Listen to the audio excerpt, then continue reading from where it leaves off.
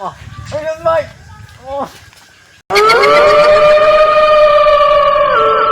দেখাবো একটি ভয়ঙ্কর প্লেস।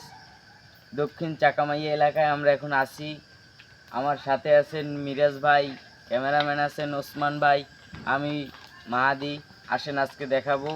এই দরজাটা নাকি অনেক বছর আগে ধরেই জিন ভূতের আড্ডা চলে বা অন্য অন্য মানুষের আমরা শুনে আসছি অনেক দূর দূরান্ত থেকে। চলেন দেখা যাক এই দরজায় কি আছে। দরজাটা অনেক অন্ধকার ভাই, দেখেন ভাই। আসেন মিরাজ ভাই। আমি বলছিলাম যে এই জায়গা বলে সত্যিকারই বলে ভূত থাকে, আমি জীবনে বিশ্বাস করি না যে জি ভাই, আছে আছে। আমরা শুনছি অনেক ছোটবেলা থেকেই শুনে আসছি যে মুরব্বীদের থামান মুরব্বীদের কথা অমান্য করা যায় না।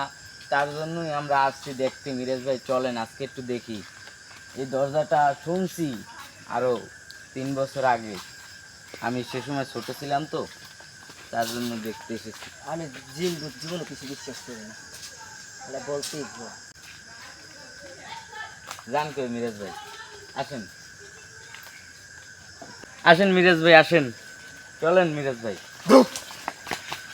গাড়ি দেখতে পাচ্ছেন ও কেমন জ্ঞান করছে আমার সাথে। মিরাজ ভাই আসেন, আসেন ভাই। ভাই তোমার কি হয়েছে ভাই?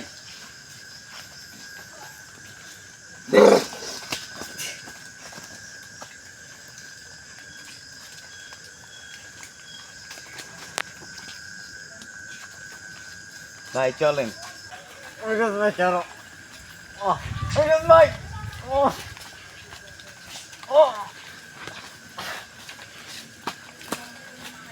আসেন মিরাজ ভাই। ভাই তোমার কি হলো ভাই? ভাই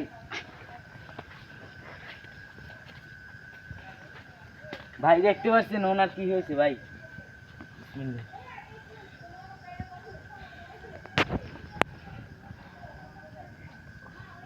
ওঠেন ভাই, ভাই ওঠেন। মিরাজ ভাই ওঠো ওঠো। দেখছেন এখানে জিন থাকে কি না, এটাই দেখছি যে ওনার সাথে আজকে কি ঘটে গেল।